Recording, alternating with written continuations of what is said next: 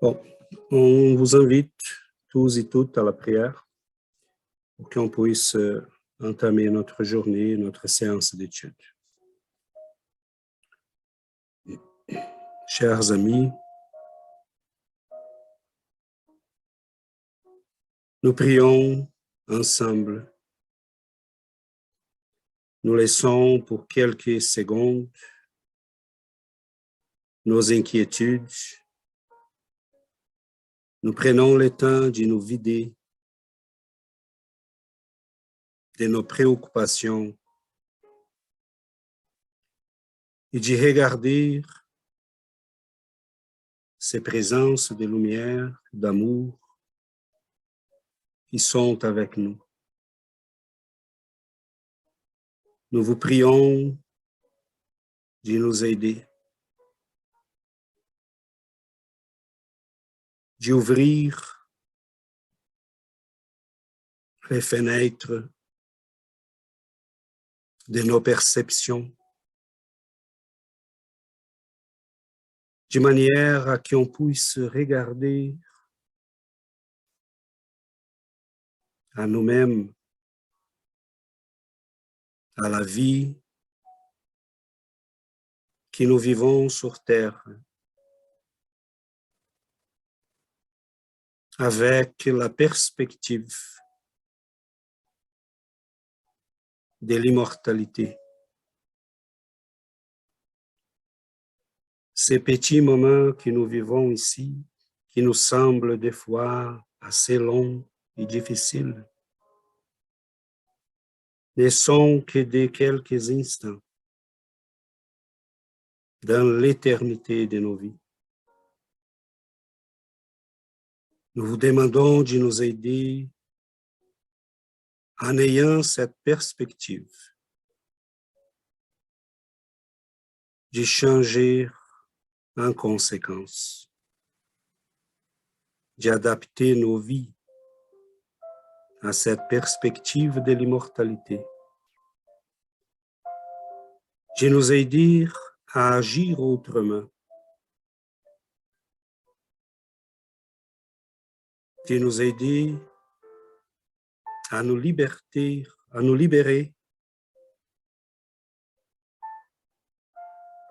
des attachements, des conditionnements qui nous emprisonnent. Nous vous demandons, dans votre amour et bienveillance, d'être avec nous, d'ouvrir notre perception envers cette vie immense,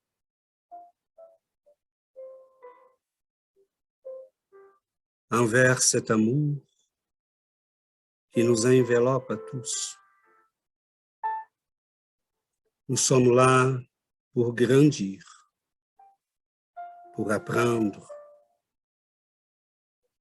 pour ouvrir nos cœurs à cet amour qui est là pour nous. Merci énormément. Merci de votre amour, de votre patience, de votre bienveillance envers nous. Nous nous laissons guider. Que votre amour, sagesse, puisse nous conduire vers ces chemins de lumière et de rénovation spirituelle. Restez avec nous et recevez notre amour et notre gratitude. Merci, merci beaucoup.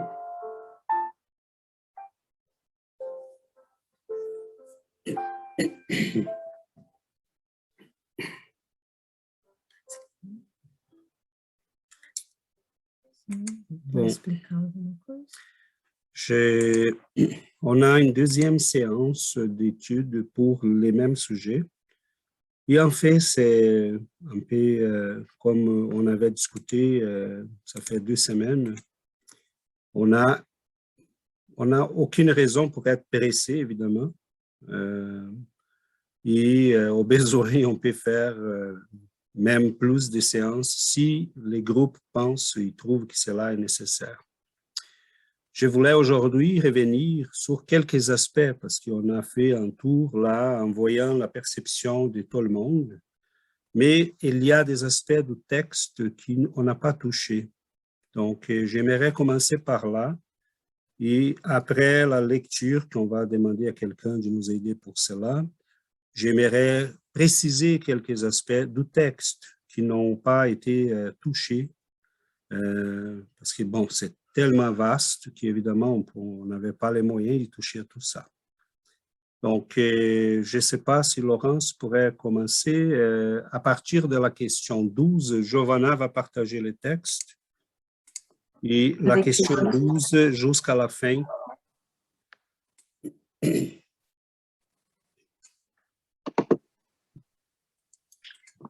Alors, question 12. Si nous ne pouvons comprendre la nature intime de Dieu, pouvons-nous avoir une idée de quelques-unes de ses perfections? Oui, de quelques-unes. L'homme les comprend mieux à mesure qu'il s'élève au-dessus de la matière. Il les entrevoit par la pensée.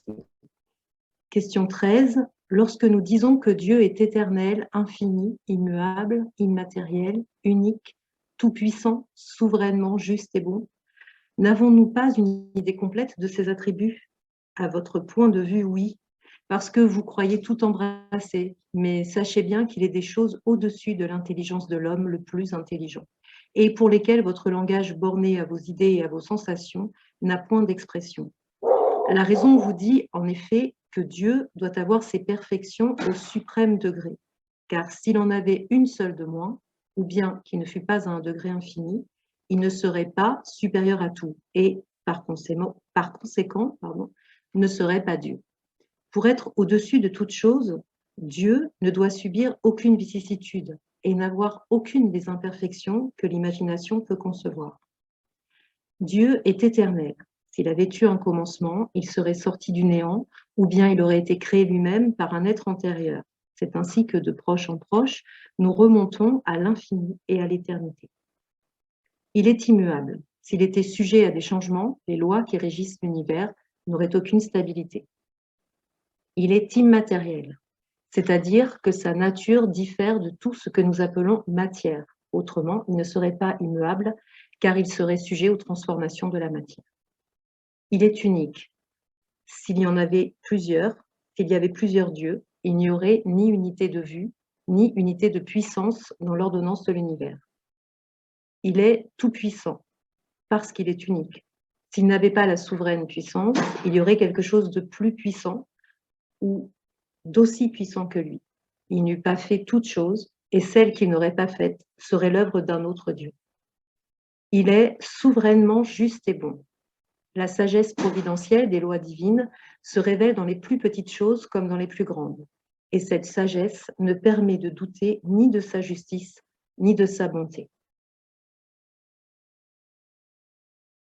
On change de lecteur, je vois que c'est surligné en jaune. Je poursuis. Alors, panthéisme, question 14. Dieu est-il un être distinct ou bien serait-il, selon l'opinion de quelques-uns, la résultante de toutes les forces et de toutes les intelligences de l'univers réunis?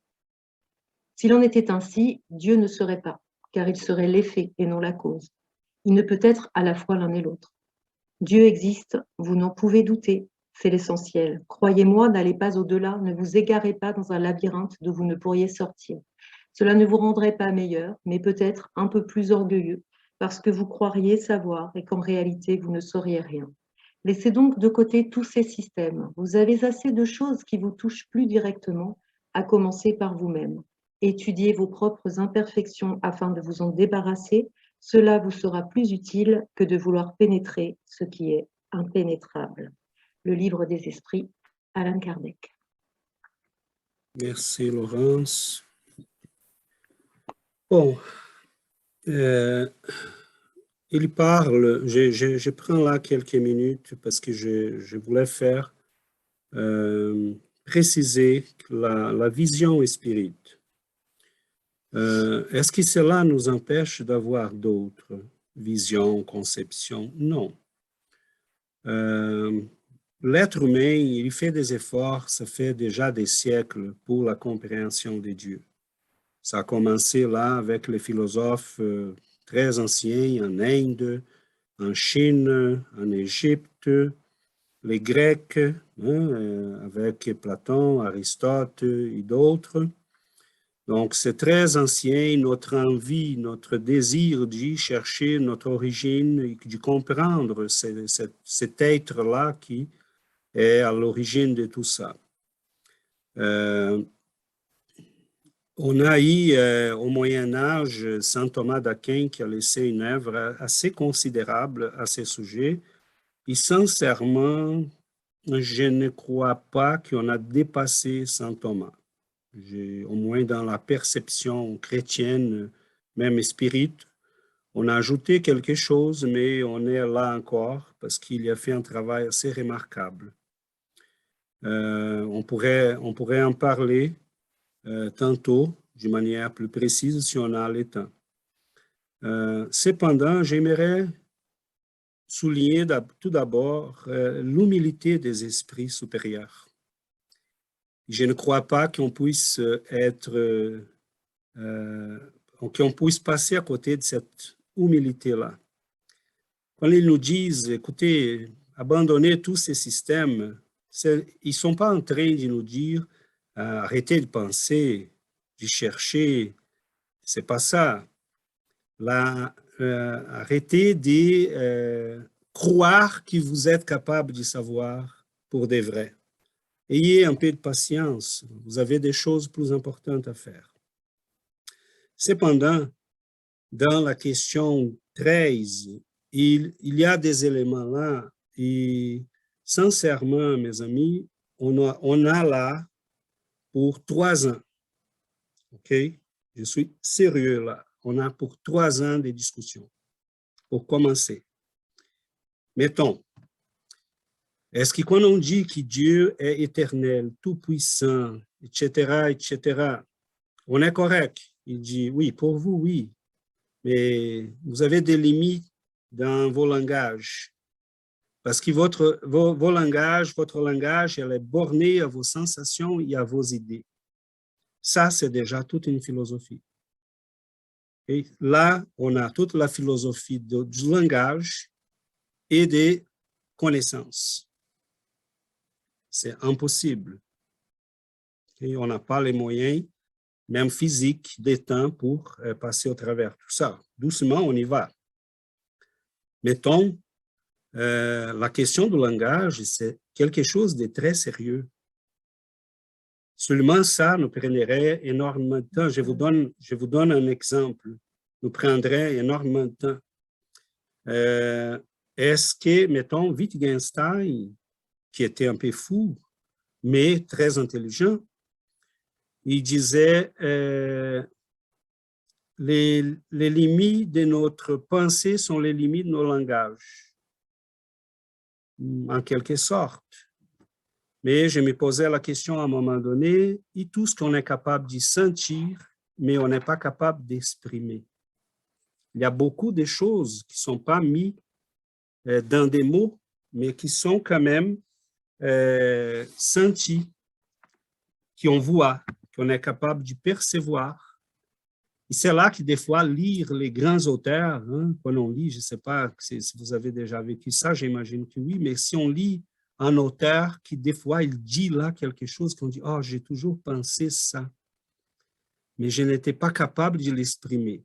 D'ailleurs, c'est ça qui constitue pour de vrai les grands auteurs. Quand on lit un Victor Hugo, les grands écrivains russes, français, italiens, là, on trouve des fois des paragraphes qu'on dit, mon Dieu, que j'ai toujours pensé, j'ai toujours senti ça, mais je n'étais jamais capable d'exprimer ça. Mais il y a beaucoup plus. Et il y a là des choses qu'on, pour l'instant, même notre langage n'est pas capable d'exprimer. On a tout un monde d'incertitudes encore par rapport à la connaissance. Comment apprenons-nous? On a là des tonnes de livres pour parler de la philosophie des connaissances, de l'apprentissage. On n'est pas certain encore. Donc, on est dans un univers et là, l'esprit va nous dire, faites attention parce que vous avez des limites là qui sont pour l'instant vos limites. Si vous dites que Dieu est éternel, prenons celui-là. Moi, je suis né. Je vois une sous-section des choses.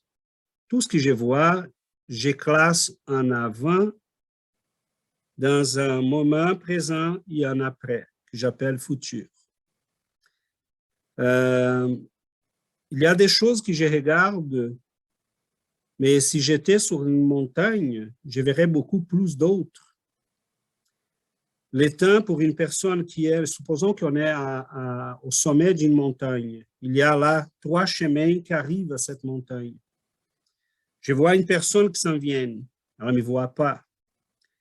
Pour elle, le temps pour arriver à la montagne, c'est supposons 30 minutes.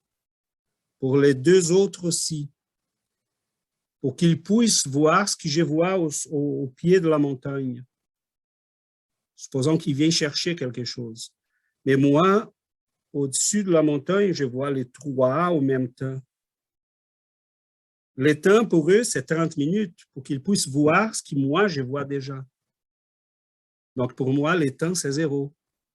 Je vois déjà ce qu'ils vont voir après 30 minutes. C'est pour dire que le temps est relatif. Même notre science a déjà compris que le temps est relatif. Je vois les choses dans une sous-section d'événements.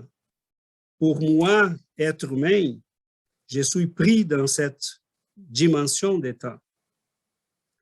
Mais là, je commence à penser, bon, les choses succèdent. Donc, il y a toujours un avant. Et là, je commence à retourner par la pensée, oh, la génération d'avant, et l'autre, et l'autre. Et là, j'arrive à parler de la planète. Oh, la planète a 5 milliards d'années. Ah, OK, mais elle est dans un univers qui était là déjà. Donc, je commence à retourner. La science me montre qu'on a un univers connu de 15 milliards d'années. Donc, je suis toujours dans la logique de avant, présent, après. La logique tout le temps.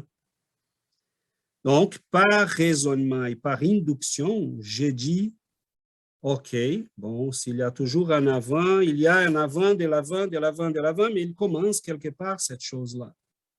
Donc, j'ai dit, Dieu est éternel. Parce que c'est celui qui, probablement, je ne peux pas déterminer son commencement. Parce qu'il va être obligatoirement, s'il est Dieu, si je pars du principe que Dieu est la suprême chose, il faut qu'il soit au commencement de tout ça. Donc, à un moment donné, je peux dire tout simplement, par induction, par raisonnement inductif, Dieu est éternel. Mais est-ce que c'est là que je pense que c'est très important de remarquer, est-ce que cela parle plus de Dieu ou parle plus de moi? Cela parle de mes limites à moi. Je suis en train d'exprimer quelque chose qui échappe de ma perception par des choses que je suis capable de percevoir. Donc, quand on dit que Dieu est immortel, c'est parce que moi, je suis pris dans un monde que je vois que les choses vont naître, ils vont mourir. Et même que je pense à la réincarnation, mais je vois que les choses commencent, marchent et terminent. C'est une logique que je constate. Et par raisonnement inductif, je dis, bon, les choses commencent, finissent, mais ça, c'est moi qui vois. Dieu, probablement, il ne peut pas subir cette logique, parce que sinon, il n'est pas Dieu. Donc, je vais dire, il est immortel, il est immuable. Je vois les choses changer, mettons. La matière change, nous changeons. Pas évidemment, notre structure spirituelle accumule des connaissances. On ne change pas de nature, évidemment. Et la matière non plus. Mais aujourd'hui, on sait ça. mais elle a subi des transformations tout le temps.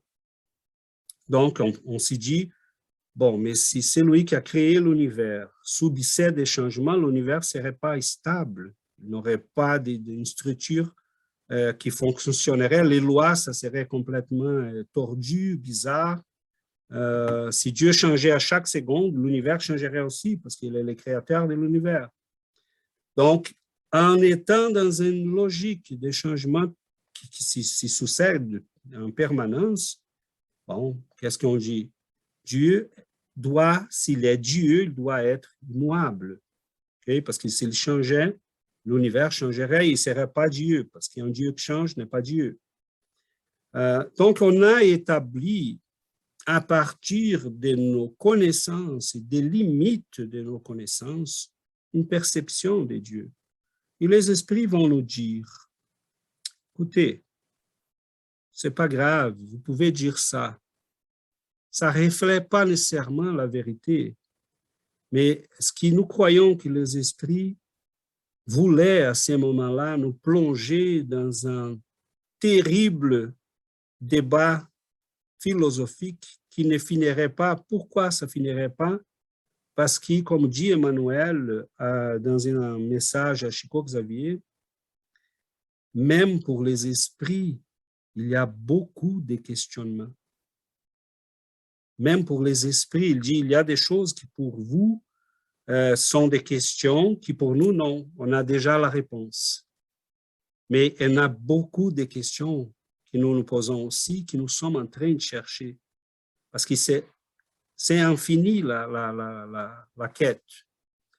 Et je finirai en disant que, mettons, on va vivre tellement d'expériences, des changements, qui doucement, on acquiert ce qu'il a dit là dans la question 12. Doucement, on va évoluer de manière à voir les choses autrement. Mettons, quand on désincarne, si on est très attaché à la matière, le temps passe de la même manière qu'il passe pour les êtres humains. Il y a des esprits qui prennent l'autobus, qui attendent que quelqu'un ouvre la porte pour entrer. Il y a d'autres qui sont déjà capables de se déplacer à la vitesse de la pensée. Ça se peut qu'il y en ait à ce moment-ci un esprit à côté de Laurence et qui dit « Oh, je vais faire un tour là chez César ». Et il n'a pas besoin de prendre l'avion. Prends l'avion. Il dit « Je vais chez César ». Il est ici. Donc, quelle est la notion d'espace et de temps pour cet esprit-là? Elle est complètement différente de la nôtre. Donc, même pour les esprits, ils ont déjà une notion de temps instantané.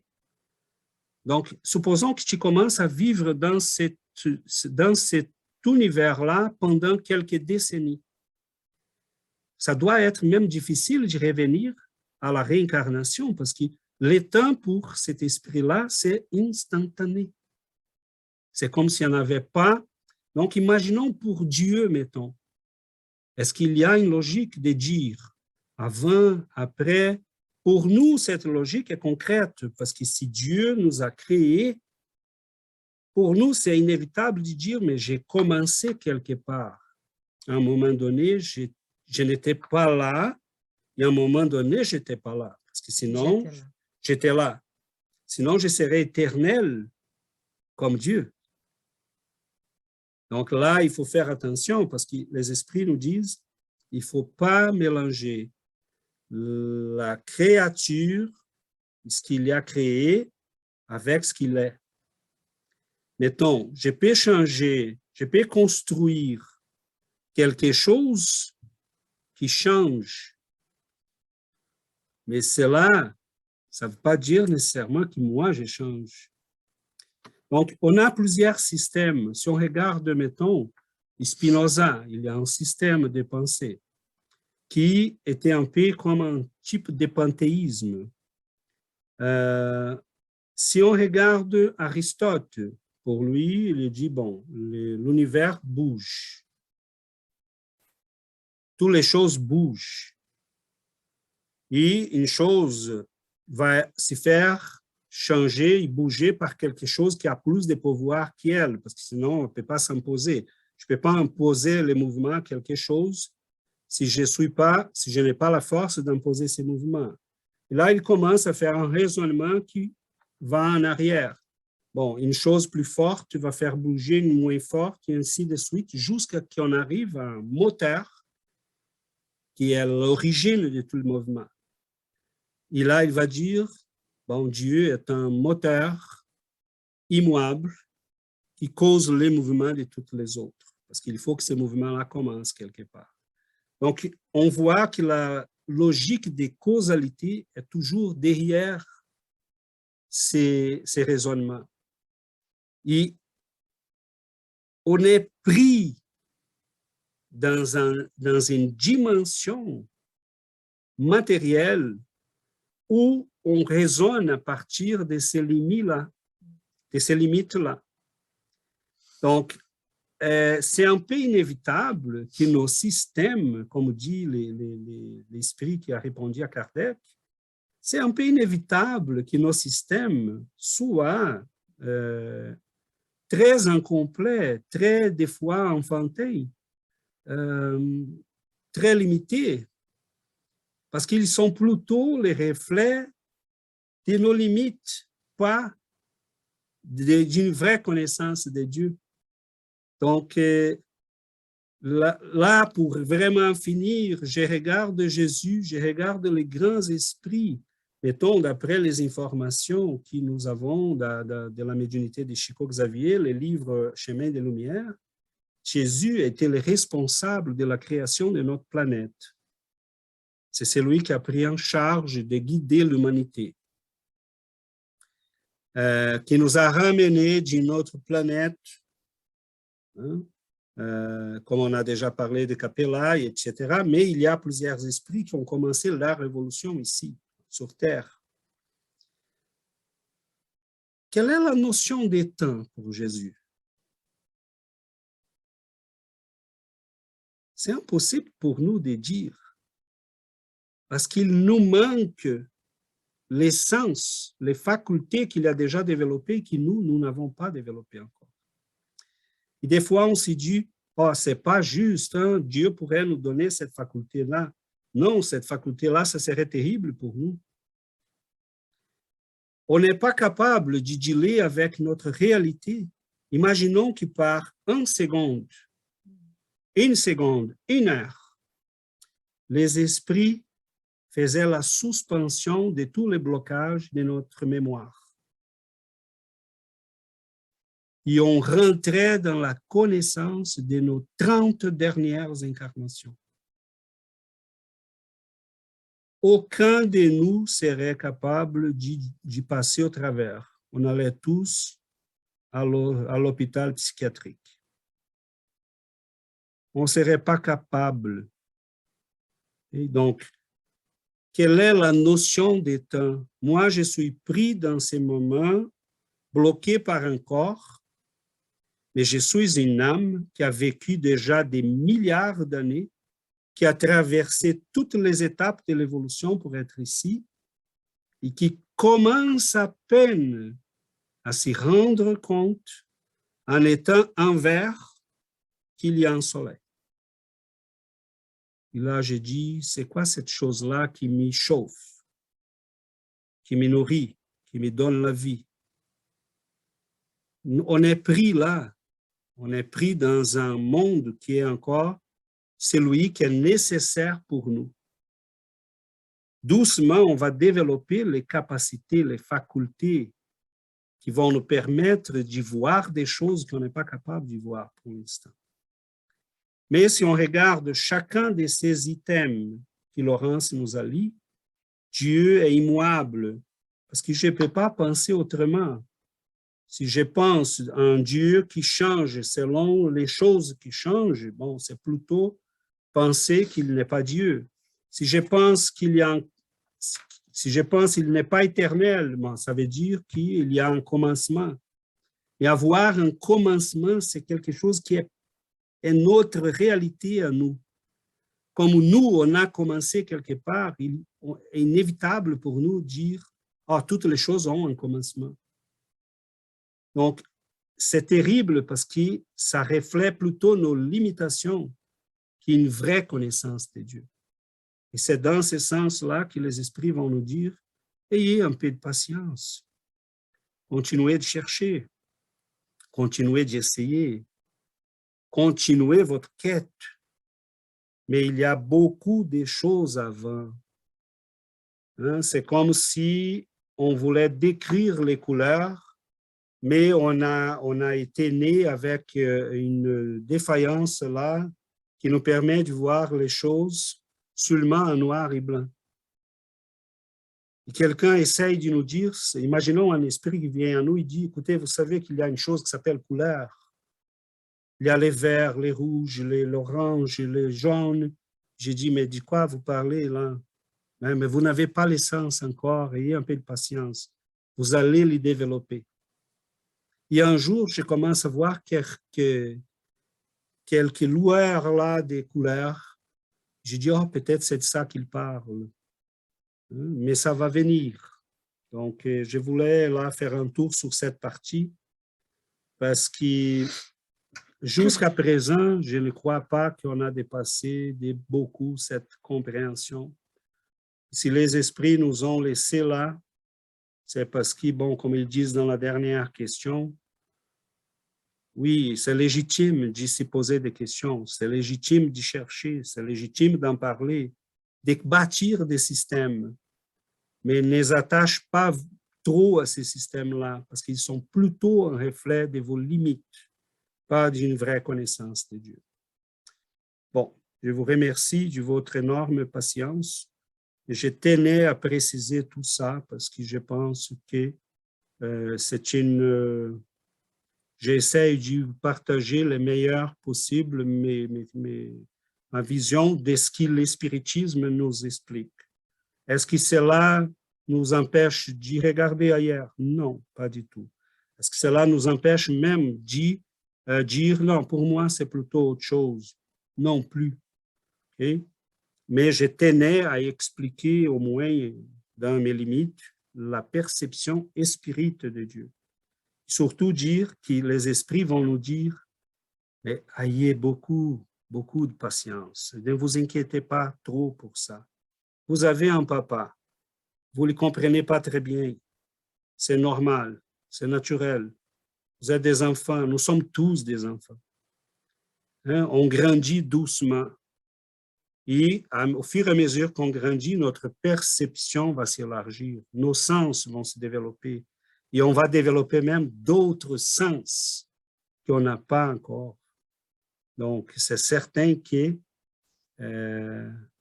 cela peut changer beaucoup de choses. Okay? Je finirai en disant qu'André Louise, dans ses livres, il dit qu'à un moment donné, il a subi un traitement dans les plans spirituels quand il venait pour une mission sur Terre pour apprentissage. Et ils ont appliqué des énergies magnétiques dans son système oculaire qui lui a permis à partir de là de regarder les structures internes des corps.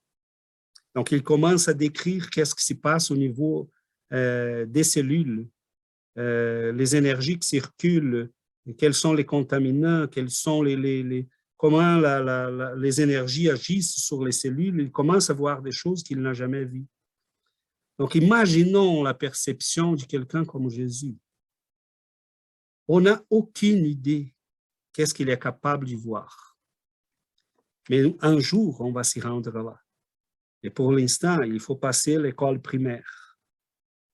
Parce qu'on ne peut pas s'y rendre à l'université si on ne passe pas les étapes qu'il faut. Bon, merci à nouveau de votre patience et on ouvre pour qu'on puisse s'enrichir davantage.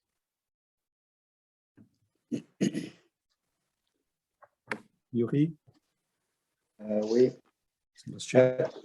Moi, César, personnellement, je n'accepte pas tes excuses pour avoir parlé longtemps. Pour moi, tu peux parler tout le temps.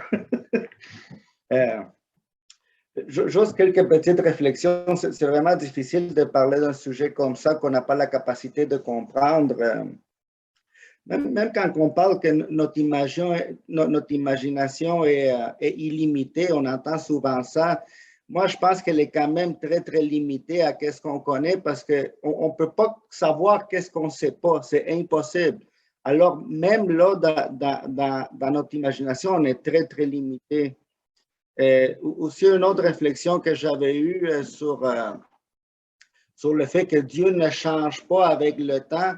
Dieu il est en dehors du temps, non? Et pour faire un changement, il faut être dans le temps parce que ça veut dire qu'un instant, je suis comme ça et l'autre instant d'après, j'ai changé. Fait qu'il faut que tu sois quand même là-dedans. Alors, c'est impossible que Dieu change, en fait, là.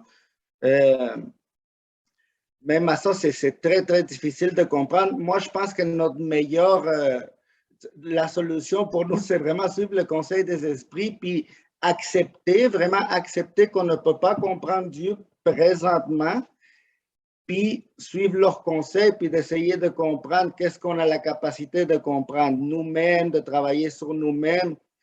Et vraiment, quand on va arriver à ce temps-là de pouvoir comprendre plus Dieu, on a assez déjà de compréhension du monde spirituel pour commencer à marcher et à comprendre plus sur nous-mêmes, sur notre réalité. Alors, je pense que notre meilleur, c'est accepter qu'on n'a pas les outils et la capacité de comprendre Dieu, parce qu'en dehors de ça, moi, personnellement, je suis quelqu'un de très, très, très curieux qui veut tout savoir, mais quand on parle de Dieu, c'est... Arrête. Je dois accepter que je n'ai pas le nécessaire pour comprendre. Je voulais, on était en train d'étudier un petit peu sur l'évolution de l'âme et dans André Louis a dit que l'homme, pour avoir le titre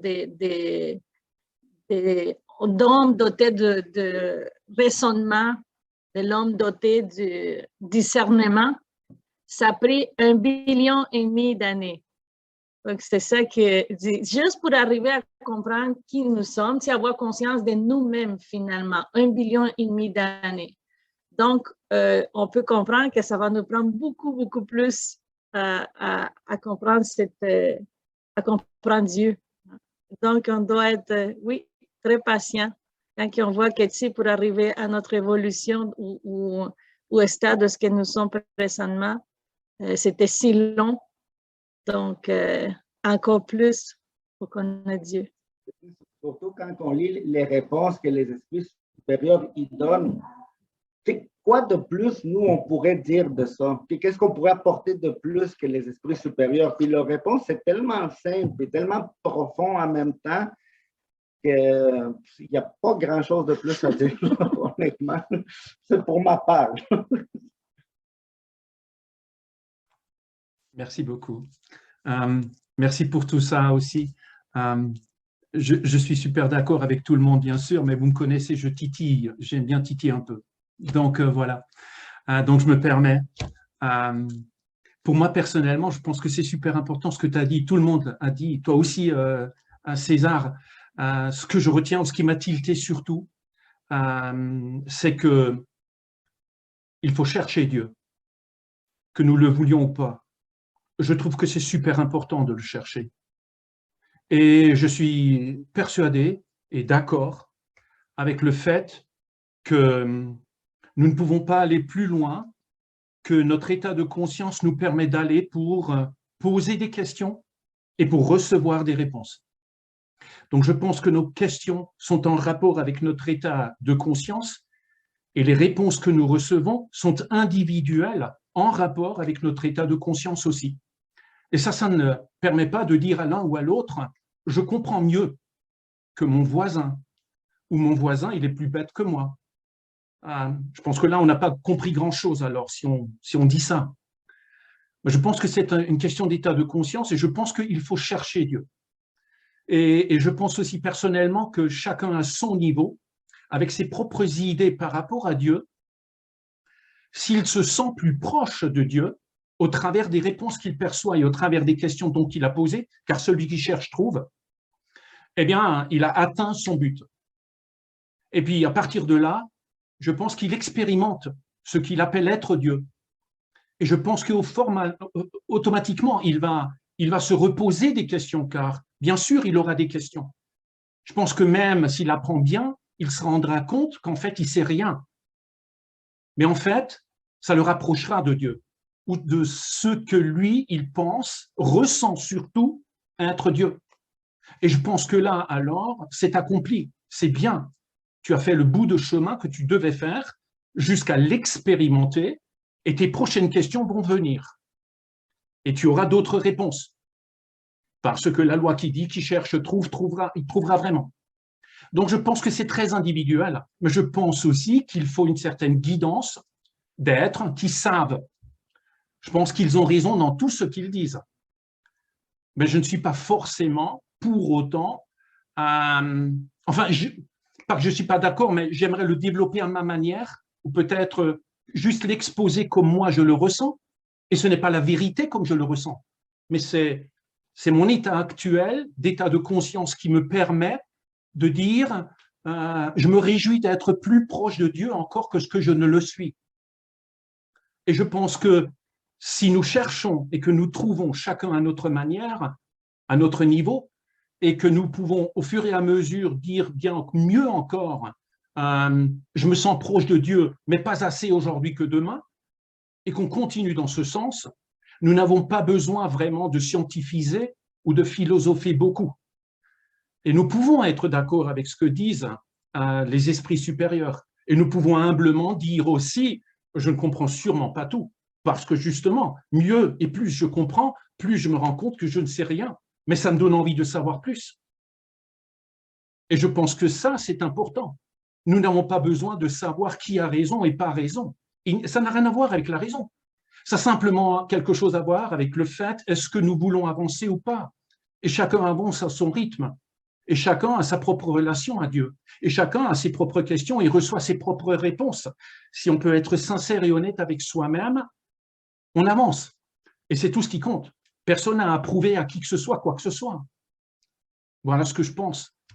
Mais voilà, comme toujours, je titille un peu. C'est super sincère ce que je dis. C'est mes expériences à moi, mais elles sont très personnelles.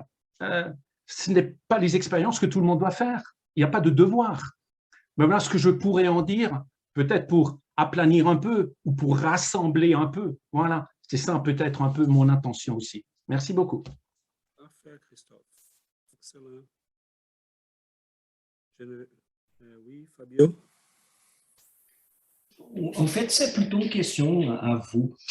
Et en fait, ce sont des questions, moi aussi, je suis très curieux, je me pose toujours des questions. J'ai entré à l'espiritisme à cause de ça. J'ai cherché des questions, des réponses à mes questions. Et quand j'ai commencé à étudier l'espiritisme, les choses étaient beaucoup plus logiques. Les réponses j'ai cherché aussi un peu dans d'autres religions. Je suis catholique de naissance. J'ai cherché bouddhisme aussi, j'ai bien aimé, et j'ai cherché d'autres religions avant pour voir la réponse, mais c'était vraiment l'espiritisme qui m'a fait. Mais comme tous, j'ai beaucoup de questions. Alors, mais il y a une question qu'au début, je pensais que je comprenais, et après ça, en étudiant, j'ai vu que ce n'était pas comme je pensais. Oui, je comprends que Dieu, c'est immortel. Il a toujours existé. Mais il y a aussi les fluides universels. Au début, bon, quelques années en arrière, je pensais que les fluides universels, c'était en sorte Dieu. Il était toujours là, et Dieu, c'était comme on était dans Dieu, quelque chose comme ça, vous comprenez? Et Dieu, c'était aussi appelé comme un fluide universel. Je vois qu'aujourd'hui, ça semble un peu panthéisme, mais c'est pas ça. Alors, j'aimerais juste comprendre. Alors, si je comprends bien, il y a les fluides universels, qui toutes les matières, toutes qu'on voit, nous aussi, viennent de là. Et à part de ça, il y a Dieu. Mais est-ce que c'est Dieu qui créait? Oui, ça on sait. Mais est-ce que le fluide universel a toujours existé comme Dieu, ou Dieu a probablement créé les fluides universels aussi pour tout commencer? Je m'excuse, je ne sais pas si quelqu'un sait la réponse ou si on va juste philosopher. Et un autre commentaire que j'aimerais dire, c'est des choses que j'ai pensé aussi. On sait que chaque individu, on commence tout comme une bactérie, un petit minuscule objet, jusqu'à qu'on va se développer et revenir à nous. Alors, si on commence à penser, quand on voit que tout est énorme, comme c'est énorme, si on pensait que chaque fourmi, ici, on parle juste de notre planète, ok? Chaque fourmi de notre planète, un jour, va arriver comme nous, ça peut être conscient comme nous. Imagine, je ne dis pas juste de fourmi. Alors, imagine la taille de l'affaire. Vous comprenez? C'est pour ça que c'est toujours énorme. On voit, imagine les plantes, imagine tous les animaux, juste à la Terre, juste ici, dans notre petite planète. Hein. Mais bon, je vais passer la parole. Alors, est-ce que vous pouvez me clarifier un peu, quelqu'un peut me clarifier un peu les fluides universels et Dieu?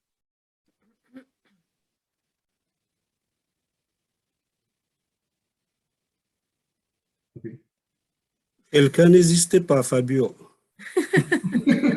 Est-ce qu'il y a quelqu'un là qui s'appelle quelqu'un? Quelqu'un?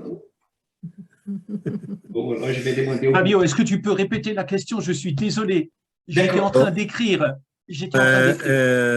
Christophe, je vais, pour qu'on puisse aller plus vite.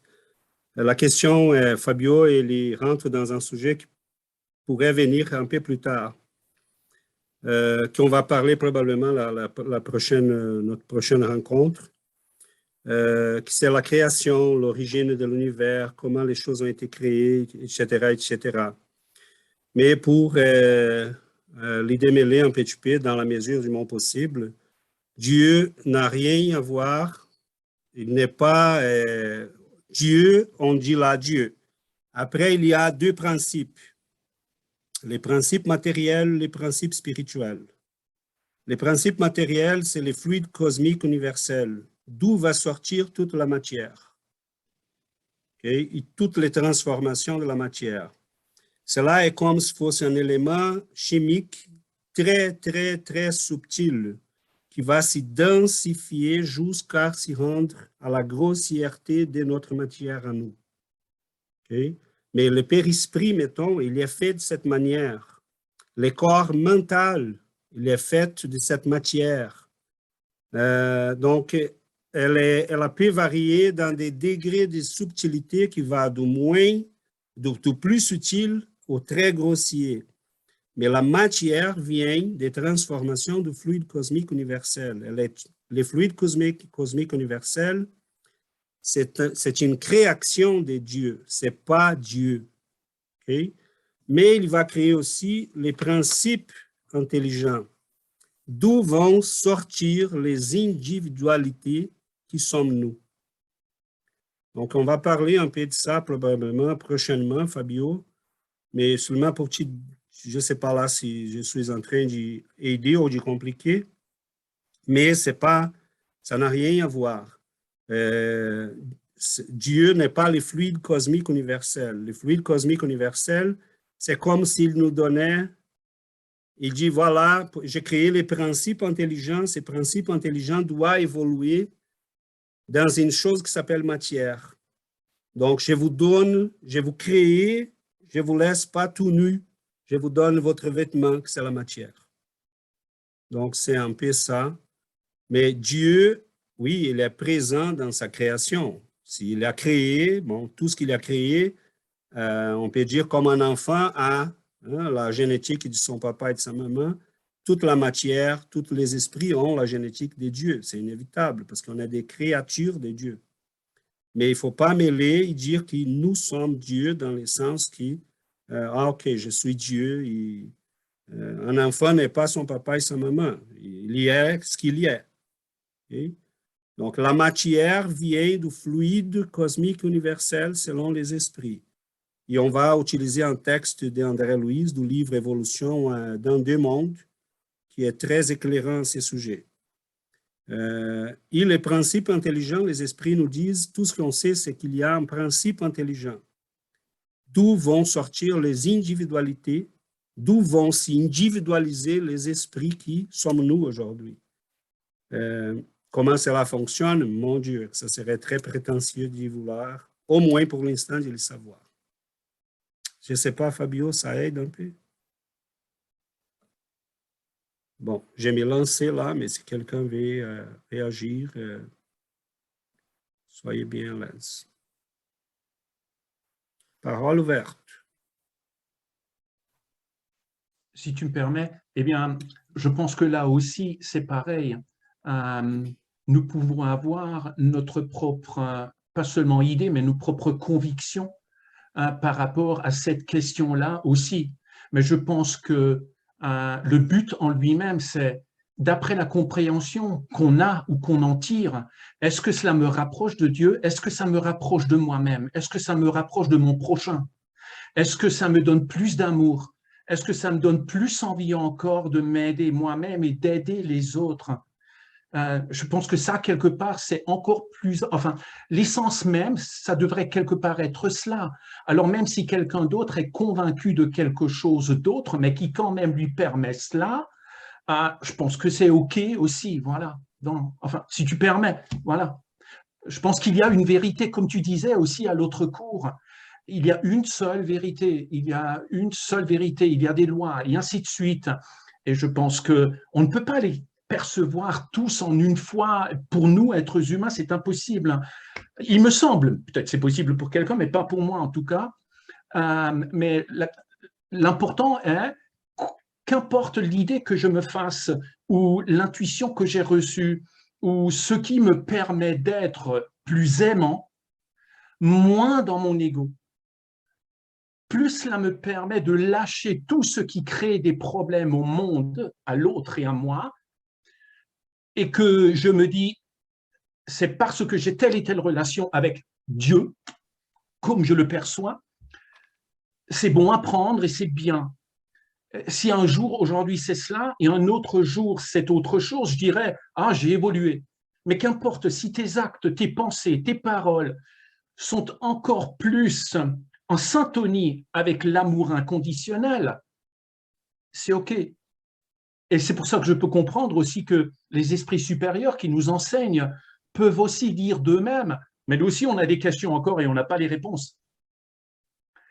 Mais voilà, ils ont leur stade d'évolution. Et lorsque peut-être ils étaient à notre stade, ils avaient l'une ou l'autre pensée que nous on a, l'une ou l'autre conviction que nous on a. Mais ils nous enseignent aussi à notre état de conscience, je pense. Ils ne peuvent pas nous révéler ce qu'on ne peut pas comprendre non plus. Voilà. Donc c'est d'après la compréhension. Mais est-ce que cela nous rapporte, enfin cela nous rapproche de l'amour inconditionnel, oui ou non? Donc qu'importe quel enseignement, en fin de compte, un enseignement qui dit c'est comme ça. Je dis, OK, je suis capable de le percevoir comme ça et ça m'apporte l'amour inconditionnel. Je ne suis pas capable, il faut que je prenne autre chose. Il me faut un pas intermédiaire alors. Et je pense que ça aussi, c'est OK, quoi. Voilà. En fait, Christophe, je pense qu'il t'a touché à plusieurs éléments qui sont, mettons, là, en fait, l'explication de quelques aspects là, des questions qu'on a lues tantôt. Comme tu dis, mettons, que c'est beaucoup lié à notre état de conscience, mais c'est exactement ça que les esprits nous disent. Comment peut-on mesurer, mettons, la différence entre la conscience de nous tous ici, notre degré d'expérience, de connaissances, de vécu, et comment peut-on mesurer nous tous par rapport à Emmanuel, à Allan Kardec, à Léon Denis, à Jésus, à Bouddha, hein? Ça nous dépasse. Ils ont acquis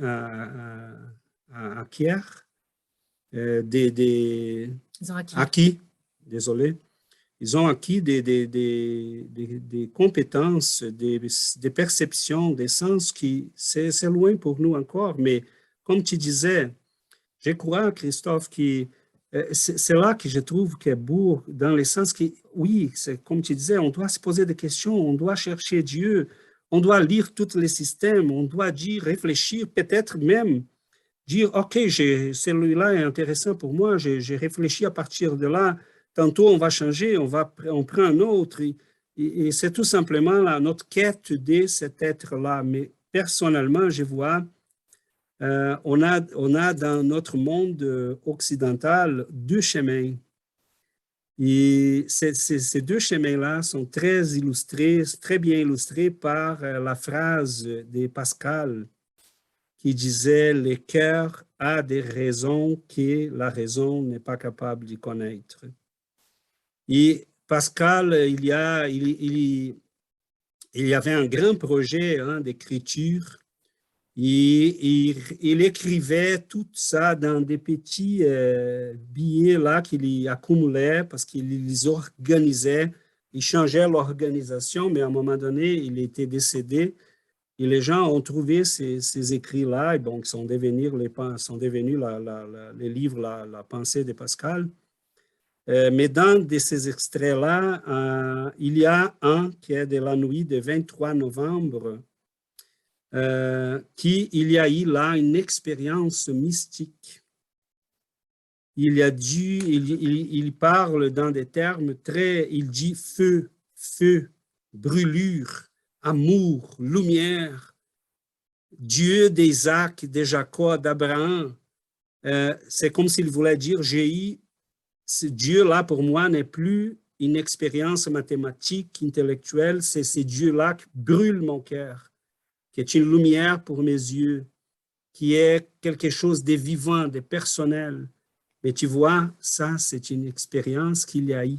Comment peut-il transmettre cela à quelqu'un d'autre? Comment peut Jésus nous transmettre tout ce qu'il a dit, mon Père, votre Père?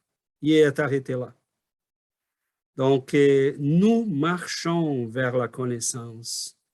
Nous découvrons beaucoup de choses. C'est merveilleux, ces chemins-là. Mais ce que Christophe dit, c'est en fait le centre de la question, et c'est ce que les esprits nous disent.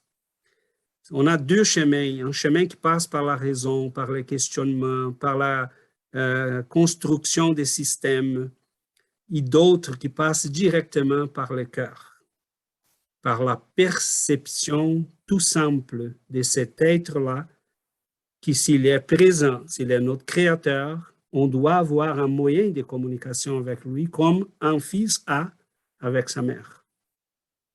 Donc, une chose ne va pas exclure l'autre. Continuons à chercher, continuons à avancer, continuons à changer notre conscience. Et c'est certain, Christophe, et pour nous tous, qui c'est très lié à notre degré d'évolution, à notre conscience de nous-mêmes, de la vie, de Dieu, et des choses. Mais c'est un beau chemin. Hein, parce que exactement. Merci, pardon, merci beaucoup. Oui, exactement, c'est ça. Si cet être-là devait là maintenant parler de Dieu, eh bien, il aurait beaucoup de mal à nous faire comprendre ce qui pour lui est une certitude parce que c'est un vécu. Et c'est ça que je voulais dire en fin de compte. Merci de le préciser sous cette forme. Parce que là, encore une fois, il ne s'agit pas de débattre qui a raison et qui a tort, ça n'a rien à voir avec ça. Mais cet être-là, à coup sûr aussi, il a à son niveau et avec son état d'évolution cherché Dieu. Et il l'a trouvé à sa manière, à sa forme, au travers de son évolution. Donc, ça lui appartient d'expérimenter Dieu et de ne pas pouvoir le mettre en mots. Mais s'il entend des mots pour lui, je suis sûr, à ma manière de le voir, pour lui, c'est fade et même quelquefois c'est faux, mais c'est super incomplet. Et là, on ne pourra pas parler ensemble dans ce sens. Mais nous deux, on aura raison, parce que moi, ce sera à ma manière, avec mon état de conscience et à mon stade d'évolution, et pour lui, ce sera à son stade et à son état d'évolution. Donc, le même Dieu se révélera à moi autrement qu'à lui. Et ce sera toujours encore là le même, mais il sera adapté à moi, et pour lui, il sera adapté à lui. Et on ne pourra pas le coucher sur un papier pour autant, quoi. Oui, je pense que là, tu avais parlé, je pense que dans notre état de conscience, où nous sommes rendus aujourd'hui, le plus important, c'est d'apprendre à sentir Dieu, à entrer en communication avec lui, pas de comprendre Dieu. On n'est pas capable de comprendre c'est quoi Dieu, d'où vient Dieu et comment tout a commencé. Donc, il faut, quand les esprits disent qu'il faut qu'on soit humble, donc, il faut accepter notre condition et ce qu'on doit se concentrer, c'est dans les sentir, d'entrer en contact avec lui, parce que s'il est notre Père, il est là, il veut nous parler, il veut être en contact avec nous, mais nous devons avancer un petit peu pour ouvrir cette communication. Donc, c'est là qu'on doit se concentrer, c'est de sentir notre Père et de voir, de sentir qu'il est là pour nous, qu'il prend soin de nous, qu'il nous donne tout ce qu'il nous faut pour grandir, pour apprendre, pour comprendre les choses. cette semaine, j'écoutais, je ne suis pas sûre, mais je pense que c'est dans les œuvres posthumes d'Allan Kardec. Il disait que nous sommes tous dans une vallée, on voit juste l'ombre, on ne voit rien là, on ne voit pas le soleil. Mais il y a toute une montagne et on se déplace sur cette montagne-là. Notre objectif, on monte et notre objectif, c'est de monter et d'arriver au sommet. Mais on a tout un chemin à faire. Donc, pour monter, il y a les obstacles, il y a les roches, il y a de la pluie. Mais au fur et à mesure qu'on monte, on commence à percevoir un peu la chaleur. On commence à percevoir un peu les rayons. Mais on n'est pas capable de tout sentir parce qu'on n'est pas encore, parce que si on arrive tout de suite, on n'est pas capable de supporter la lumière et la chaleur. Donc, il faut les déplacements, de monter doucement, parce que lorsqu'on va arriver au sommet, on va dépasser les nuages et on va voir la lumière, on va voir la chaleur et le soleil qui va nous... Mais si on arrive tout de suite, là, le soleil va nous faire aveugles. On ne serait pas capable de supporter la lumière. Donc, il faut qu'on accepte de monter doucement, de comprendre les choses doucement. Si on est humble, ça va être naturel.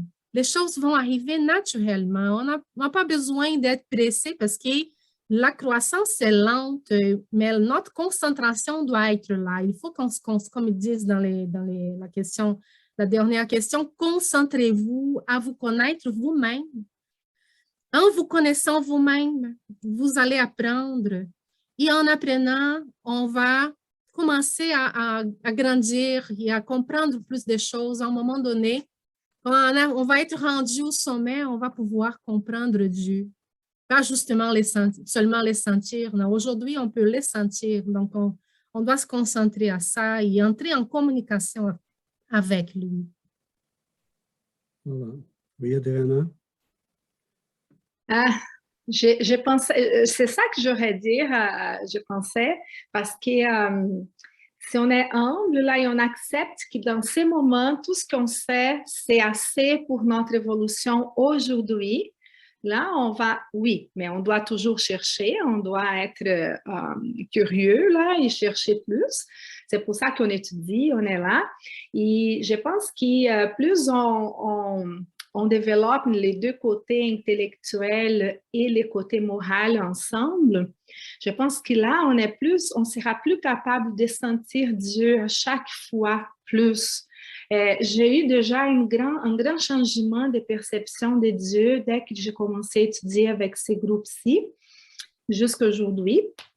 Mais là, comme vous disiez, là, quand on ferme les yeux et on pense à Dieu, chaque personne les sent et les voit d'une façon différente. Donc, c'est le même Dieu, comme vous disiez, là, mais chaque personne va avoir cette perception différemment. Donc, quelquefois, on n'a pas des mots pour expliquer ce qu'on ressent. Et à chaque fois qu'on grandit, on change cette perception parce qu'on va acquérir plus de connaissances, de choses. Notre perception commence à changer.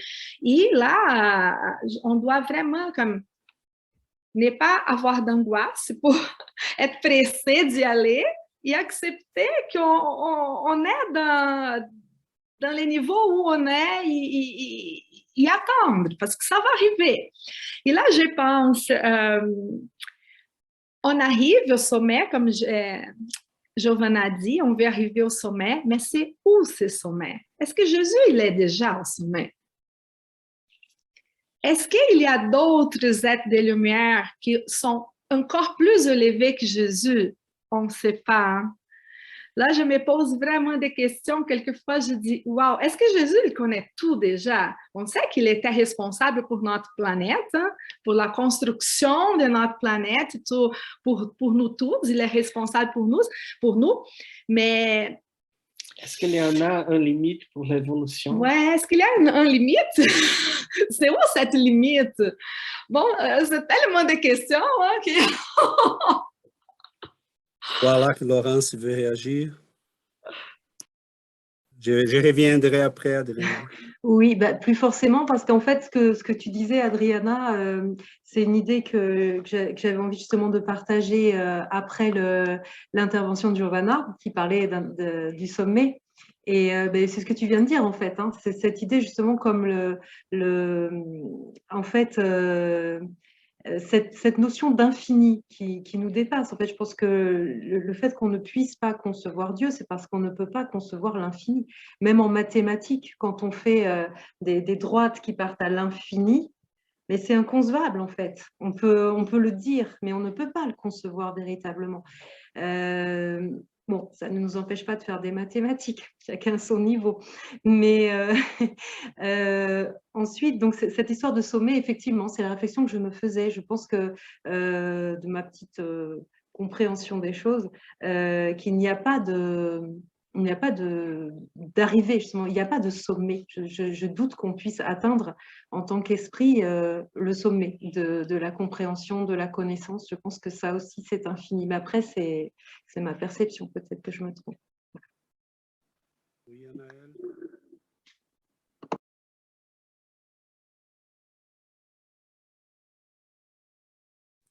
Anaël, as-tu une question?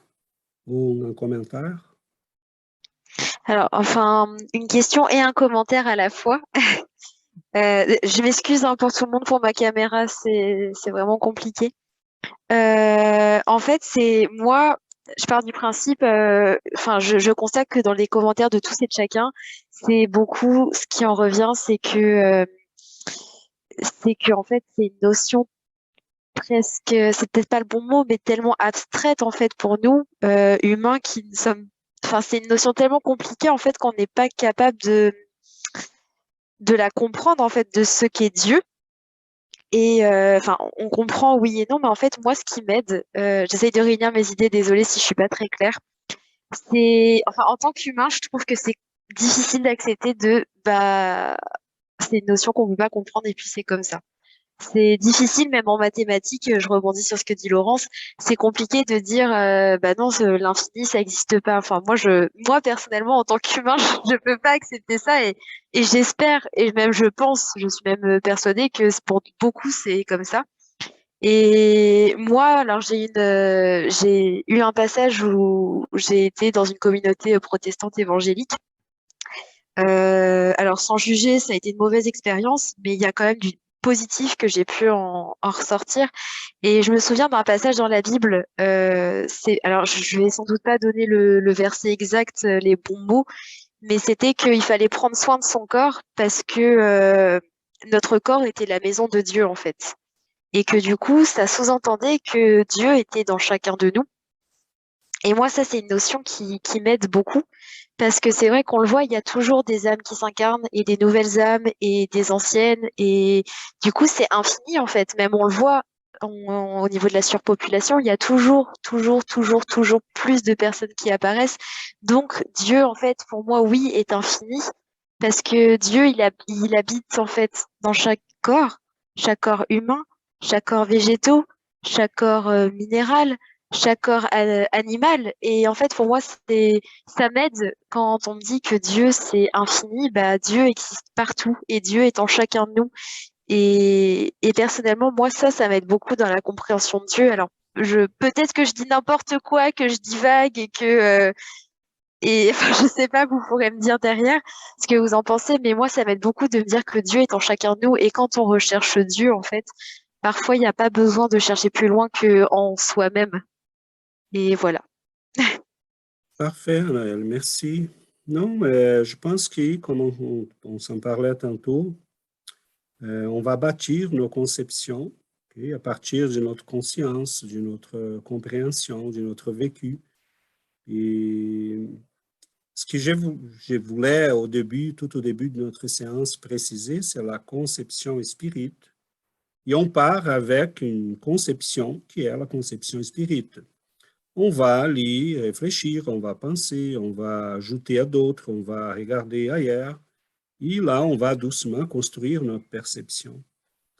Rapidement, Giovanna a utilisé une image, évidemment, et je sais que vous avez compris, mais les sommets, bon, c'est évident que l'évolution pour nous, on a un commencement. Si on a été créé par Dieu, on a un commencement.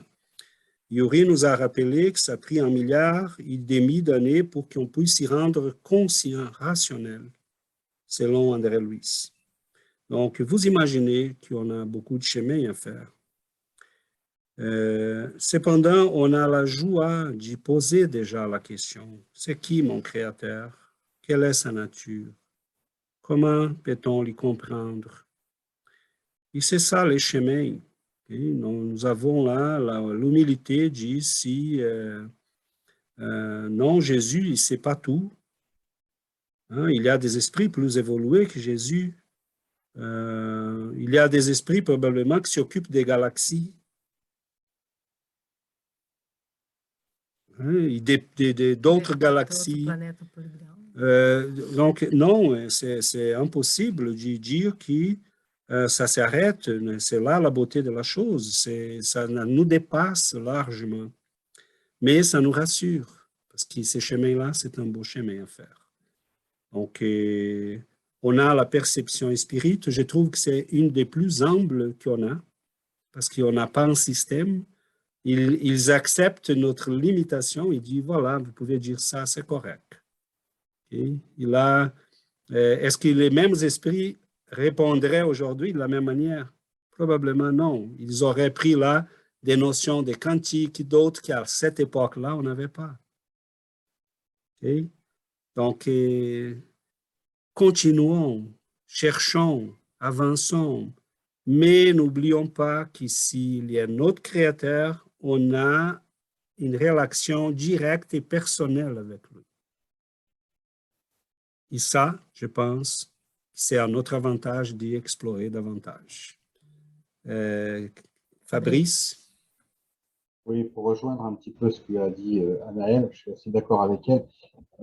De notre position, de notre point de vue d'élévation morale, on ne peut pas faire la différence entre un esprit très élevé et un esprit très, très, très élevé et un esprit encore un peu plus élevé jusqu'à arriver Dieu. C'est un référentiel qui nous dépasse. On n'est pas en mesure de comprendre, c'est trop éloigné. On peut comprendre un esprit qui a des valeurs morales peut-être un peu plus élevées que nous, qui est plus épuré, qui est moins égoïste, qui est plus dans la charité, dans la bonté. Mais comprendre des esprits très, très élevés ou très, très, très, très élevés, vous voyez ce que je veux dire, ça nous dépasse. Et puis, il y a une chose qu'il ne faut pas oublier quand même, c'est vrai qu'il faut quand même rester humble par rapport à tout ça, parce que on est quand même des habitants d'une planète qui plus ou moins sort d'une période d'épreuve et d'expiation. On va tout doucement vers un monde de régénération. Il est difficile, en étant des habitants de cette planète, d'essayer de comprendre ce qu'est Dieu. Autant peut-être des esprits qui habitent des mondes heureux ou des mondes célestes vont comprendre la notion de Dieu. Mais nous, je veux dire, c'est quelque chose qui nous échappe complètement, complètement. Alors, on essaye de le comprendre, ou de s'en faire une image, mais oui, effectivement, ces attributs, oui, ce sont nos mots qu'on utilise nous. Il est immortel, il est immuable, mais c'est dans notre langage à nous, mais je pense qu'on est très, très loin de la vérité. Voilà, c'est ce que je voulais dire. Oui, Christophe. Peut-être pour terminer, et ensuite je vais m'arrêter avec ça, parce qu'aujourd'hui je parle beaucoup. Merci à tout le monde. Je voudrais rejoindre ce qu'a dit Anaëlle aussi, si vous permettez. Je suis entièrement d'accord avec elle, mais ma vision, elle va plus loin encore, mais c'est la mienne. Mais je suis entièrement d'accord avec elle. Et puis donc, nous avons l'habitude de formuler, il me semble, des trucs logiques qui pourraient nous permettre de comprendre et de nous rapprocher de Dieu. C'est notre façon de fonctionner un peu humaine. Et c'est ce que nous faisons un peu aujourd'hui aussi, parce que nous fonctionnons comme ça. Alors moi, j'ai un super truc pour se rapprocher de Dieu, si vous le permettez. Je vais prendre le truc de Mère Teresa, si vous le permettez aussi. Je pensais à ça tantôt, Christophe. Je sais que tu pensais à ça, c'est pour ça que je le dis. Oui. Donc, au lieu de peut-être faire comme on a l'habitude de faire, et quelquefois on avance quand on fait autre chose que ce qu'on fait d'habitude. Mère Teresa, quand elle se met en rapport avec Dieu, quand elle prie, quand elle s'adresse à Dieu, elle dit, ben voilà, quand je prie, je m'adresse à Dieu. Et on se rappelle de ce qu'a dit Anaël. Et puis donc la question qui lui est posée est, et que dit Dieu? Et puis donc elle répond, rien, il m'écoute. Et on lui pose la question, et que dites-vous à Dieu? Elle dit, rien, je l'écoute. Et c'est, mes amis, c'est le meilleur truc que je connais. Je dis truc parce qu'on est humain. C'est la meilleure manière de me rapprocher de Dieu, que je vous conseille fortement d'oublier tout votre mental, autant que possible, de ne conscientiser rationnellement absolument rien, de fermer les yeux, de faire la paix dans votre esprit autant qu'il vous est possible de le faire, de partir vraiment du principe, parce que c'est la vérité. Il est en nous, d'écouter, et ensuite vous ressentez. C'est un super truc humain. Voilà, merci beaucoup. Merci Christophe. Et je crois qu'on est tous d'accord. Je ferai tout simplement réfléchir là sur la... On a la raison et on essaye. Hein, c'est naturel, c'est normal. Ce qui est beau à comprendre, il ne faut pas s'attacher à nos raisons, à nos raisonnements, à nos systèmes. Et les bâtir, ça fait partie de notre croissance. Et pour une raison très simple. Dans la question numéro 1 du livre des esprits, il pose la question, qui est Dieu? Qu'est-ce qui est Dieu? Il dit l'intelligence suprême, la cause première de toutes choses, on arrête là. Bon, l'arrête là, c'est pour mon compte, mais il dit point. Et quand on dit intelligence suprême, et si nous sommes des fils de Dieu, et nous avons la capacité d'intellectualiser, de penser, de réfléchir, ça veut dire que l'univers est compréhensible. On ne le comprend pas pour l'instant. Ça nous dépasse. On n'a même pas d'essence nécessaire pour tout comprendre. Mais c'est inévitable. Cependant, si on veut vivre en paix, on doit écouter. Okay? Ce n'est pas notre raison qui va nous rapprocher de Dieu aujourd'hui. C'est nos cœurs. Donc, notre cœur. Donc, oui, tout à fait. Faisons le chemin de la raison selon nos possibilités. C'est inévitable. L'être humain s'y pose des questions. Mais les philosophes ont un truc qu'ils disent, la perception simple et directe. Je peux étudier les pieds d'un chat. Je ne sais pas comment on le dit en français, mais bon, les pieds d'un chat. Je peux étudier son poil, je peux étudier ses yeux, je peux étudier ses mouvements. Et après des années, si je ramasse toutes les connaissances séparées, je n'ai pas un chat. Mais quand je regarde, je sais c'est quoi un chat. Je sais tout ce qui implique être un chat. Donc, on étudie par morceaux, mais en ajoutant tous ces morceaux-là, on n'arrive jamais à une conclusion, à l'être qu'on est en train d'étudier. Dieu nous dépasse largement, mais il est parfaitement compréhensible par perception directe. Donc, la perception de nos cœurs, de notre âme. Donc, il faut essayer ces chemins-là. Et dans ce sens, je pense que tu as tout à fait raison. Okay? Si nous... pourquoi vous croyez sincèrement? Pourquoi croyez-vous que j'ai évité le sujet Dieu pendant 2 ans? Pourquoi? Je ne pouvais plus l'éviter parce que quelqu'un demandait. Non, c'est correct. Mais pourquoi croyez-vous que j'ai évité le sujet pendant 2 ans? Parce qu'il faut un groupe assez mature okay? Pour qu'on puisse discuter les choses à ce niveau-ci, tranquillement. Et on n'est pas dans un débat, on est en croissance, on avance, on apprend, on découvre les chemins pour arriver à Dieu, la raison, le cœur, la perception directe. Mais j'ai compris ce que Christophe a dit, ça fait déjà quelque temps. Parce que je voulais, quelques années avant, je lisais tout, en ayant l'illusion que je serais capable de comprendre cela par ma raison. Et à un moment donné, j'ai dit non, ce n'est pas par là. Mais je ne laisse pas tomber la raison. On avance doucement. Ce sont des petits morceaux. Mais je ne peux pas vivre avec ma raison et me baser sur ma raison pour la compréhension de Dieu. Non, c'est l'autre chemin. Oui, Anaëlle.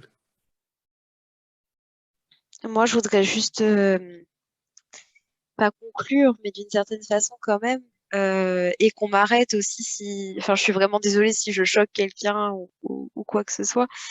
Mais pour moi, Dieu, c'est avant tout mon meilleur ami, en fait. Moi, j'ai pas besoin de... Quand ma maman, enfin, Laurence, pardon, m'a dit qu'on allait aborder le sujet de qu'est-ce que Dieu à la demande de Christophe.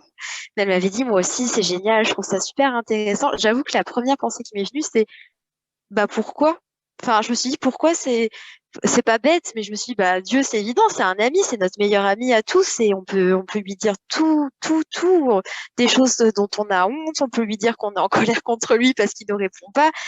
On peut même des fois se disputer avec lui. En fait, c'est un conflit interne, mais on peut tout lui dire. Il s'en fiche, c'est notre ami, il nous aime inconditionnellement et peu importe ce qu'on fait, peu importe ce qu'on dit. Et du coup, au départ, je me suis dit, bah pourquoi?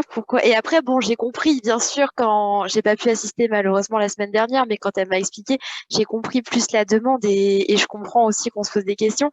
Mais pour moi aussi, si ça peut aider, je sais que pour moi, Dieu, c'est surtout et avant toute chose mon meilleur ami, la personne à qui je peux vraiment dire tout intérieurement.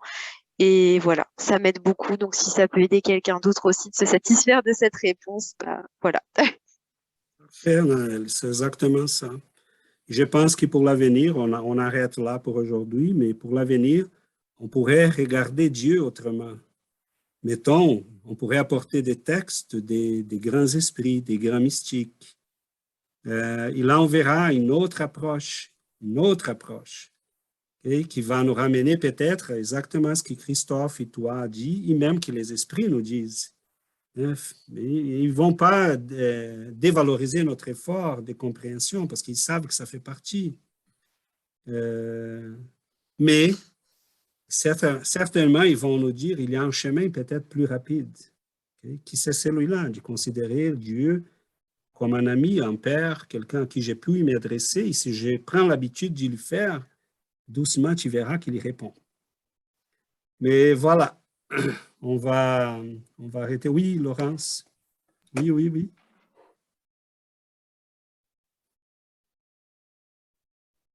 Ton micro. Pardon. Oui, je voulais juste rebondir rapidement, ça va être très court. C'est dans le même ordre d'esprit en fait que ce que vient de dire Anaëlle. Donc très vite, en fait, moi j'ai un problème depuis toute petite avec la notion de père. Parce que j'ai perdu le mien très jeune. Voilà, je ne vais pas vous raconter ma vie, c'est juste pour vous exposer le contexte. Et toute ma vie, j'ai un peu souffert justement du fait que les autres avaient un père. Et j'entendais les autres parler de leurs relations formidables avec leur papa, etc. Et bon, donc j'étais jalouse, j'étais envieuse, et que des choses pas belles. Hein.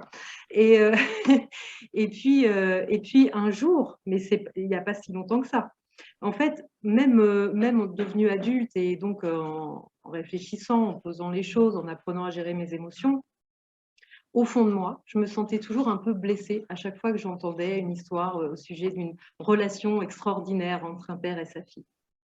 Et puis un jour, donc, j'en ai parlé récemment, j'ai fait ma fameuse colère dont j'ai parlé, la dernière en date. Et c'était sur ce sujet-là. Ce qui m'a fait justement exploser, c'était encore cette évocation de la relation formidable entre un père et sa fille. Et j'ai dit des choses odieuses sur le fait que les gens m'ennuyaient, mais avec d'autres termes, avec leur relation formidable de père à fille. Et donc, je vous avais expliqué, à ce moment-là, j'étais en colère et ensuite, j'ai demandé de l'aide. J'ai dit non, non, non, c'est pas vrai, je vais pas recommencer ça. Et j'ai dit, s'il vous plaît, si vous m'entendez, bienfaiteur, vous qui êtes au-dessus de moi, qui savez tellement mieux que moi, je vous en prie, venez m'aider parce que je ne veux plus me mettre en colère comme ça. Et je vous ai expliqué, il y a eu quelque chose de magique, je me suis sentie comme dévêtue de ce manteau de colère et voilà, et c'est tombé d'un coup. Mais en fait, qu'est-ce qu'on m'a dit à ce moment-là? Bah, c'est ça. On m'a dit, parce que j'ai dit, moi, j'en ai pas de père, d'accord, alors arrêtez avec ça. J'ai l'impression d'avoir encore 15 ans, quoi. Je disais, mais bon sang, je grandis pas. Et là, j'ai eu vraiment une révélation. Ce que j'ai entendu, ce qu'on m'a dit, pas une voix dans ma tête, mais ce que j'ai compris, c'est, mais qu'est-ce que tu racontes? Comment ça, tu n'as pas de père? Et bien sûr que si, bien sûr, on a tous le même. Arrête avec cette histoire. Et en fait, c'est pour ça que ma colère est tombée d'un coup, ma souffrance est tombée d'un coup. Mais j'ai mis encore 50 ans de cette vie-là à comprendre ça. Et tout d'un coup, bah oui, et en fait, c'est marrant parce que depuis, quand j'entends des gens me parler de leur relation père-fille, fille-père, bah c'est fini, je n'en souffre plus parce que je sais que j'ai mon père moi aussi. Donc voilà, en fait, c'était beaucoup plus long que ce que je comptais faire au départ, je suis désolée, mais c'était juste pour terminer par rapport à Nel qui dit c'est mon meilleur ami. Bah moi, j'ai enfin compris, en fait, c'est à ce moment-là que j'ai compris à quel point j'étais fille de Dieu, voilà, que j'avais un père moi aussi et que j'avais une relation d'amour aussi extraordinaire. Voilà, merci, c'est tout. Merveilleux, parfait, Laurence. Et cette compréhension-là, c'est ce qui compte. On peut lire 30 livres et rien comprendre, mais quand on a l'expérience, tout est compris. Donc, on n'a rien à dire de plus. Mais merveilleux, mes amis, merci énormément. Je pense qu'on fait un chemin de croissance, d'apprentissage. Et ça, c'est super. Et n'ayons pas peur. Hein? Faisons confiance. Doucement, on avance. Doucement, on comprend les choses. On ouvre d'autres possibilités. Et on change à tous les jours. On apprend tous les jours. Et les esprits sont là pour nous aider dans ces chemins. Yuri, peux-tu faire la prière pour qu'on puisse clôturer? Je voulais juste dire rapidement, question 34, chapitre 2 de la Genèse, il répond il répond très bien à cette question-là, hein, sur l'essence divine qu'on n'est pas capable de voir. Alors, je vous conseille d'aller voir ça. Et voilà, c'est pour ça que je disais, il y en a plein de textes, il y en a plein de choses. On a touché on a passé un survol, disons, mais on y reviendra. On y va.